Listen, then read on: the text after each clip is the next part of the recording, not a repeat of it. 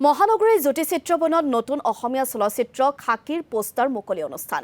কণিকা ভূঞা আৰু অবয়ব ভূঞাৰ প্ৰযোজনাৰে জ্যেষ্ঠ সাংবাদিক অতনু ভূঞাৰ পৰিচালনাৰে নিৰ্মাণ কৰা হৈছে ছবিখন।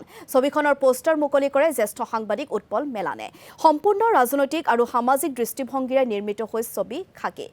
২৭ ফেব্ৰুৱাৰীত মুক্তি লাভ কৰিব ছবিখনে। ৰাইজৰ সঁহাৰি বিচাৰি সোমবাৰে জ্যোতিচিত্ৰবনত সংবাদমেল সম্বোধন কৰে জ্যেষ্ঠ সাংবাদিক অতনু ভূঞাই। খাকী এখন ৰাজনৈতিক থ্ৰিলাৰ। ৰাজনৈতিক পৰিৱেশ পৰিস্থিতিৰ ওপৰত আমি ছবিখন বনোৱা হৈছোঁ। এজন সাংবাদিক হিচাপে আমি ৰাজনৈতিক নেতাক নিচেই কাষৰ পৰা দেখিছোঁ, আৰক্ষীক আমি নিচেই কাষৰ পৰা দেখিছোঁ।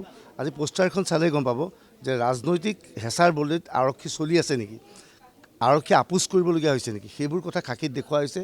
যিহেতু এখন ৰাজনৈতিক থ্ৰিলাৰ, নিৰ্বাচনৰ আগে আগে ২৭ ফেব্ৰুৱাৰী তাৰিখে আমি ছবিখন মুক্তি দিয়াৰ কথা সিদ্ধান্ত লৈছোঁ।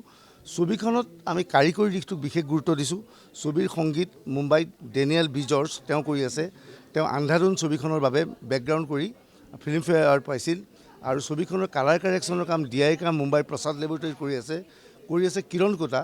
কিৰণ কোটাই ইয়াৰ পূৰ্বে ৱেডনেছডে আৰু মাদ্ৰাজ কাফে নামৰ ছবিখনৰ কালাৰ কৰিছিল। আৰু চাউণ্ডৰ কাম কৰি আছে দেৱজিৎ চাংমাই আৰু অমৃত প্ৰীতমে। ইয়াৰ শেষ পৰ্যায়ত আছে।